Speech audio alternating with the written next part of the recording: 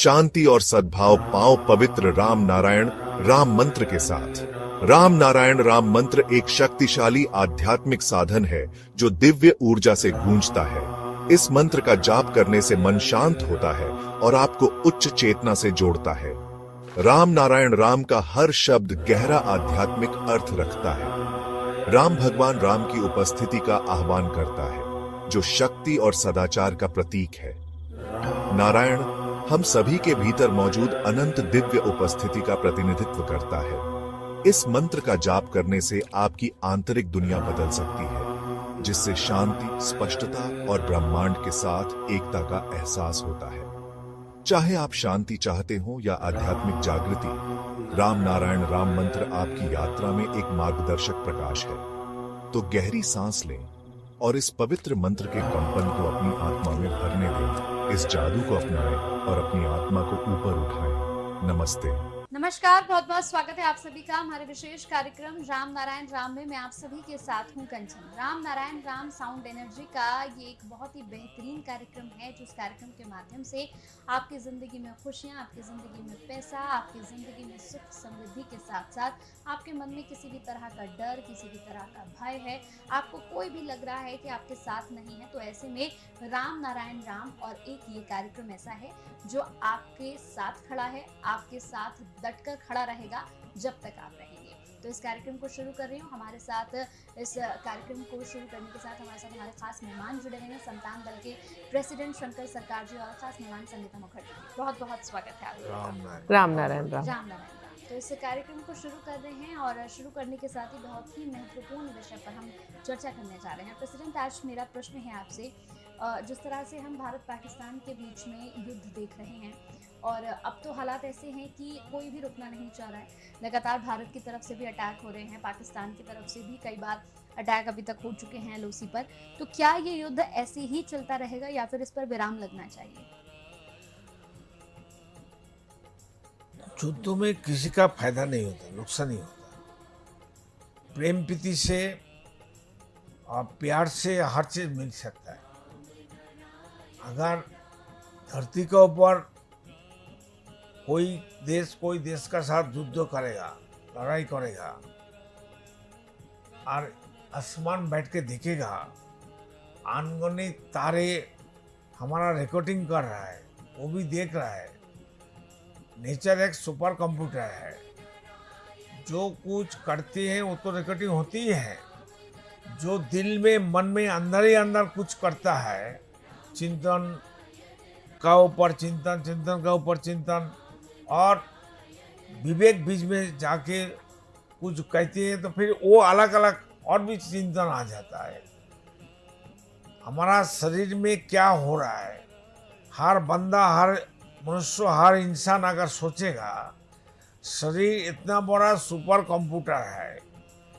ये शरीर जिसका पास है, जो जिंदा है, वो कितना पावरफुल है। अगर कोई आपस में लड़ाई करके खुद का दुश्मन बन जाए तो किसी का भला नहीं हो सकता है। और नेचर चुपचाप बैठेगा नहीं। नेचर जब गुस्सा हो जाएगा, एंग्री हो जाएगा, तो अब किसी का बस में नहीं रहेगा, ना कोई ब्रेक चलेगा, ना कोई एक्सेलेटर चलेगा। इसलिए युद्ध ना हो, इसका पीछे सबका चिंतन करना चाहिए। चिंतन से आगे वाला का चिंतन काम होता है। अगर हम यहाँ बैठ के सोई चिंतन करेंगे, ट्रांसपेरेंट चिंतन करेंगे, सबको भला के लिए चिंतन करेंगे, सबका कल्याण मंगल के लिए सोचेंगे, सबका कल्याण मंगल हो जाए, तो उसका असर आगे सामने वाला सारे जीव जंतु, प्राणी, मनुष्य के ऊपर उनका एक्शन होता है, असर पड़ता है। इसलिए सबको चिंतन घर में बैठ के सोचो, भाई जो हुआ हुआ, आगे कुछ नहीं होना चाहिए। धरती शांति रहेगा, ये शांति मनुष्य का हाथ में है। मनुष्य अगर ब्रेक मारेगा, युद्ध नहीं होगा। मनुष्य ब्रेक छोड़ देगा तो एक्सीडेंट हो जाएगा, युद्ध हो जाएगा। जो युद्ध हर रोज हमारा सबका मनुष्य का शरीर में हो रहा है, ये कितना बड़ा युद्ध होता है। नेगेटिव पॉजिटिव का जो लड़ाई हो रहा है, हमारा शरीर में एंटी फोर्स पॉजिटिव पोल दोनों लड़ाई कर रहा है और पॉजिटिव हमारा एंटीपोज को मार देता है, नहीं तो हम जिंदा कैसा है। तो इसलिए हमारा शरीर में, सभी इंसान का शरीर में जो 50,000 करोड़ आत्मा, सोल, मन, चैतन्य है, इसको पहले ठीक रखना चाहिए। बाहर का युद्ध बाहर में छोड़ो, धरती में 800 करोड़ बंदा है और हमारा शरीर में, सबका बदन में, सबका हेल्थ का अंदर 50,000 करोड़ आत्मा, सोल है जो अभी जिंदा है, जो हम मार दिया, हमारा शरीर से निकाल के बाहर फेंक दिया, पात कर दिया, उसको जो अभी जिंदा है, जो हमको उज्जीवित करती है, हमारा उनका सबका ऊर्जा लेके हम बलवान है, हम देख सकता है, सुन सकता है, खा सकता है, समझ सकता है। तो जितना दिन वो लोग जिंदा रहेगा तो हमारा मौत भी नहीं हो सकता है।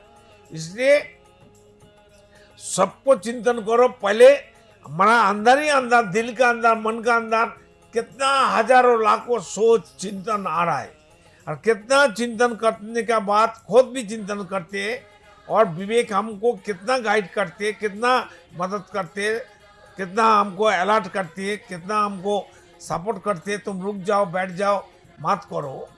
तो हर इंसान ऐसा सोचेगा, अंदर ही अंदर विवेक का बात सुनेगा।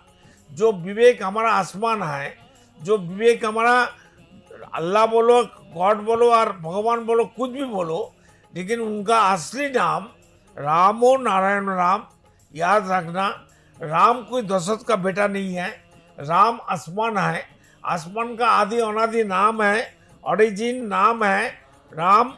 और असली राम से अनगिनत तारे नक्षत्र आसमान में दिखाई देता है, किसी को मालूम नहीं है, ना कोई ज्ञानी पढ़े लिखे, कोई अकाउंटेंट अकाउंट कर सकता है जो हाउ मेनी स्टार आसमान में है।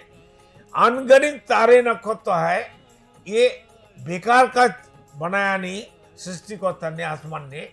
वो अगर है तो आसमान का कीमत है, अंधेरा है तो उजाला का कीमत है।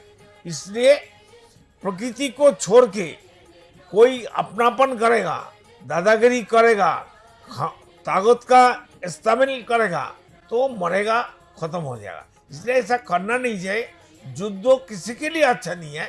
प्रेम से बात करने से हर हाल सब कुछ समस्या का समाधान हो सकता है। अच्छा प्रेसिडेंट, एक चीज़ मैं पूछना चाहूँगी, जैसे आपने कहा कि हमें अपने विवेकाधीन होकर अपने चिंतन को प्योर करना चाहिए, तो युद्ध हमारे चिंतन से सामने वाले के चिंतन पे प्रभाव पड़ेगा।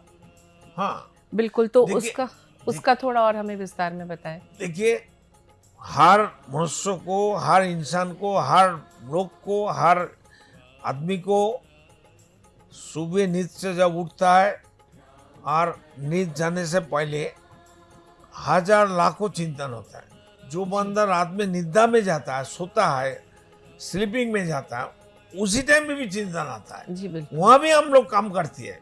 हम मन हमारा बैठा नहीं रहते, हम जी। तो सोते हैं। मेरा अनगिनत माइंड, आत्मा, चैतन्य, विवेक एक जागृत है, ना ये खाते ना ये सोते हैं। ये हमको रक्षा करने के लिए, हर मनुष्य को ठीक करने के लिए, जिंदा रखने के लिए, उनको ऊर्जा देने के लिए वो निरलस कर्म करके हमको जिंदा रखता है। इसलिए अंदर का बात, विवेक का बात और जीवन का साली क्या है, जिंदगी क्या है, इसके कीमत पहले सोचना चाहिए। बाहर को खत्म करना बहुत आसान बात है, खुद को रक्षा करना सबसे बड़ा बात है। एक पैकेट का अंदर, एक बाल्टी का अंदर, एक कलश का अंदर 10 लीटर दूध लेके आइए। दूध को देख के कोई बता नहीं सकेगा अरे मक्खन कहाँ है, कौन सा जगह में मक्खन है। जी बिल्कुल, अलग करना मक्खन को मुश्किल है। निकालने के लिए उनको मंथन करना पड़ेगा, प्रक्रिया करना पड़ेगा, कोई सिस्टम उसको चालू करना पड़ेगा, तो मक्खन आपसे ऊपर आ जाएगा। जी। तो मेडिटेशन ऐसा चीज है, शरीर एक दूध है, ये दूध एक पूरा दूध को थ्रू मेडिटेशन हम अलग कर सकते हैं। जो जैसा हमारा जरूरत है वो आके हमारा सामने खड़ा हो जाएगा।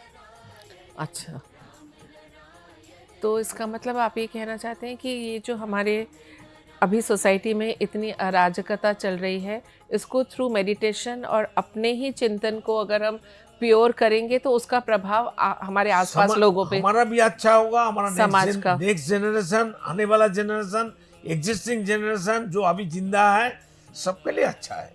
सबका सोच अगर विवेकाधीन हो जाए, जी चाहे मिनिस्टर हो, चाहे जो जस्टिस है उनका फॉल नहीं है, जो मिनिस्टर है उसका फॉल नहीं है, वो मनमानी नहीं करते हैं, बिल्कुल करते हैं। तब उनका विचार नहीं होगा। जो विचार supreme court, high court, lower court में बैठा हुआ है तो उनका विचार नहीं होगा, वो तो यहाँ विचार करता है, मरने के बाद उनका विचार उनको ही करना पड़ेगा।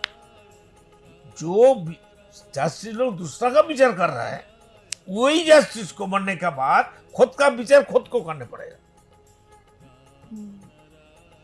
प्रेसिडेंट, अब एक सवाल है मेरा, जैसे आप कहते हैं कि खुद का विचार खुद करना पड़ेगा, हमने इस पर पहले भी बात की थी, तो आपने कहा था कि हाँ जब हम मर भी जाएंगे तो हमें खुद का विचार खुद ही करना पड़ेगा, लेकिन हम यहाँ देखते हैं कि यहाँ हर एक आदमी जो है वो दूसरे का विचार लेकर बैठ जाता है, एक दूसरे के बारे में बोलना शुरू कर देता है, इसके बारे में बताइए। हर इंसान मनुष्य खुद बोलती जानबूझ के करता है।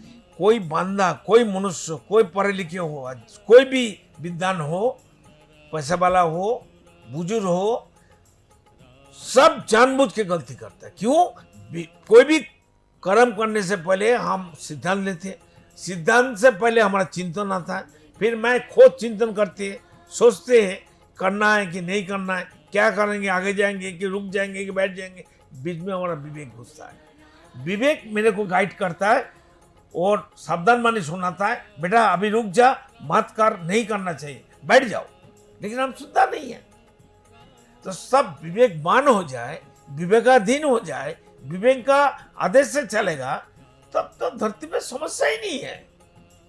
आप सोचिए, विवेक अगर हमारा ईश्वर है, अल्लाह है, गॉड है, लेकिन सबका नाम राम नाम है। जो अल्लाह कहती है, अल्लाह का नाम तो अल्लाह है ही नहीं।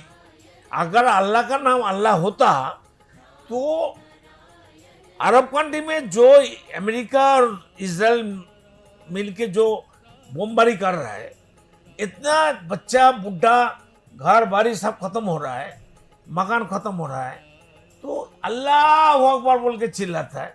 अल्लाह तुम कहाँ है भाई? अल्लाह बोल के कोई बंदा है नहीं, कोई अस्तित्व तो नहीं है, कोई पार्टिकल्स नहीं है, कोई चीज नहीं है। तो हमारा नाम संघर्ष है। पीछे से मेरे को कोई बोलेगा ए अल्लाह, हमारा नाम अल्लाह है ही नहीं, तो हम कैसे संघर्ष का उनको पीछे बाद में का आंसर देगा? मेरे को कोई पुकारेगा ए संघर्ष का, तब तो हम घूम के देगा क्या भाई? तो अल्लाह का नाम तो अल्लाह नहीं है, भगवान का नाम भगवान नहीं है, ईश्वर का नाम ईश्वर नहीं है, गॉड का नाम गॉड नहीं है। आज सबका ईश्वर अल्लाह खुदा गॉड है। आसमान, आसमान कितना बड़ा है, कितना लंबा है, चौड़ाई है, उनको थोड़ा टेप में मेजरमेंट करके बताओ ना भाई। किसी को धरती का बड़ा बड़ा बात करने वाला सब धर्म का ठेकेदार है, साइंटिस्ट है, जस्टिस है, अकाउंटेंट है, इंजीनियर है, सिविल इंजीनियर है, मैकेनिकल इंजीनियर है। आसमान कितना लंबा है, चौड़ा है, तरह उसको माप के हमको पता है? नामुमकिन है। आसमान में अनगिनत तारे हैं। मेरा गुरुजी जब 3.5 साल की उम्र थे, तो उनका पिताजी था सुरेंद्र चक्रवर्ती, तो गुरुजी को जबरदस्ती स्कूल में लेके जा रहा है। तो गुरुजी कहते पापा मेरे को सब कुछ मालूम है, अब हमको क्यों स्कूल जाना है? बोले कैसे तुमको सब कुछ मालूम है? बोले हमको सब दिखाई देता है, हम पढ़ के आया, फिर हमको पढ़ने का क्या जरूरत है? नहीं, यहाँ का सिस्टम है, नहीं पढ़ेगा तुम्हारा जिंदगी बर्बाद हो जाएगा। बोला ठीक है चलिए। तो स्कूल में लेके गया, जाने का टाइम केला का पत्ता में तो लिखता था उस टाइम, बगल में ऐसा दबा के लेके गया, पीछे से गाय आके खा लिया। गुरुजी देखता है, बच्चा गुरुजी देखता है, अरे गाय खा रहा है, उसका भूखा है, खाने तो पूरा दे दिया, खा ले खा ले खा ले, खा लिया। स्कूल का अंदर जब जा रहा है, गुरुजी का पापा बोलते बेटा तेरा पत्ता कहाँ है? बोले पापा पीछे से गाय आया, उसको भूख था, खा लिया। वो तो खाने क्यों दिया? क्यों भूख है, क्यों नहीं खाएगा? चल स्कूल में चल, आज दाखिल होना है। तो ले गया हेडमास्टर के पास। अब बोलो बेटा तुम्हारा नाम क्या है? बोल रहा है हमारा नाम तो वीरेंद्र चक्रवर्ती। अच्छा अच्छा, बहुत अच्छा। एक बताओ, नीति सुधा उनका स्पेलिंग बताओ, उसको क्या हिंदी में की बोला, स्पेलिंग के उच्चारण माने बनाना। उसका मतलब कि उसका अलग अलग करके उसका खंडन करके बताओ कि इसमें कौन कौन से अक्षर हैं। हाँ, तो बच्चा गुरु मालूम मुझे कहते, अरे मास्टर जी आपको तो मालूम है, मेरे को क्यों पूछता है? मेरे को आप बताइए, आसमान में कितना तारे हैं, नक्षत्र है, नक्षत्र मुंज है, ये काउंटिंग को अभी अभी हम बताइए। मेरे को मालूम है, आपको मालूम है? ये आसमान में कितना तारे हैं, आप बोली। तो उनकी बिल्कुल बोलती ही बंद हो बोल गई। बंद हो गया। जी तो बिल्कुल। हेडमास्टर को मालूम हो गया, अरे बाप रे भाई क्या कहती है भाई, सिर्फ हम यहाँ का बात करते हैं, वो वहाँ का बात कर रहे हैं। और तब उनकी उम्र सिर्फ 3.5 साल 3.5 साल। तभी से ज्ञानी थे वो। बिल्कुल। तो जितने भी दर्शक इस कार्यक्रम को देख रहे हैं, आपको समझ में आ गया होगा कि इस कार्यक्रम की ताकत, इस कार्यक्रम की पावर क्या है। गुरु बाल ब्रह्मचारी सिर्फ 3.5 साल के थे, तब वो इतने ज्ञानी थे। तो सोचिए, उनके ज्ञान पर ही लगातार हम इस कार्यक्रम को भी आगे बढ़ा रहे हैं। आप तक तमाम विचारों को यहाँ पर साझा किया जा रहा है। अगर आपको इस कार्यक्रम से जुड़े कोई भी प्रश्न मन में आ रहे हैं, तो जो नंबर्स हम फ्लैश कर रहे हैं, नंबर्स पर कॉल करके आप उन प्रश्नों को प्रेसिडेंट से पूछ सकते हैं। अगर आप संतान दल से जुड़ना चाहते हैं तो इन्हीं नंबर्स पर कॉल करके आप संतान दल से भी जुड़ सकते हैं। सिर्फ 1 रुपया देकर आप संतान दल के मेंबर बन सकते हैं। चलिए, वक्त तो चला है आपसे विदा लेने का। कल मुलाकात होती है फिर से एक और नए एपिसोड में, नई खास चर्चा जरूर करेंगे। बहुत बहुत धन्यवाद आप लोगों का। राम नारायण राम। देखिए कार्यक्रम राम नारायण राम प्रतिदिन प्रातः 6:40 से साधना टीवी पर एवं सोमवार से शनिवार प्रातः 7:30 से व रविवार प्रातः 7:50 से एवं रात्रि 10:30 से ईश्वर टीवी पर एवं प्रातः 7:30 से साधना प्लस पर एवं प्रातः 10:30 से हर खबर न्यूज पर एवं रात्रि 8:30 से आर्यन टीवी पर। पृथ्वी पर मौजूद 800 करोड़ मानव ही मेरा समस्त परिवार है। आप भी जुड़े अपने इस परिवार संतान दल से। संसार में धर्म के नाम पर जो व्यापार हो रहा है, उस व्यापार से बचने और धर्म का सही आधार क्या है, ये जानने के लिए आप भी जुड़े संतान दल से। पृथ्वी, आकाश, जल, सूर्य और वायु, इन सभी पर किसी का मालिकाना हक नहीं है। प्रकृति हम सभी की है, हम सभी इसका हिस्सा हैं। इस प्रकृति से मित्रता करने के लिए संतान दल में आपका स्वागत है। आप कौन हैं? कहां से आए हैं? अपनी आत्मीय गहराई को समझने के लिए जुड़े संतान दल से। क्या आप निराश हैं, हताश हैं, जीवन में उन्नति पाना चाहते हैं, तो आज ही जुड़े संतान दल से। मन अशांत है, क्या जीवन में दुख और परेशानियां बढ़ती जा रही हैं, तो सच्चे मन से आज ही जुड़े संतान दल से।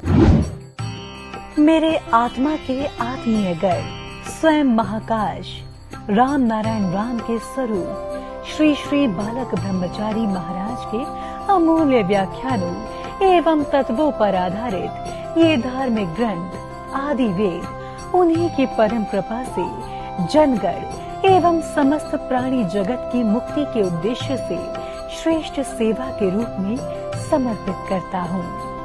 शंकर सरकार।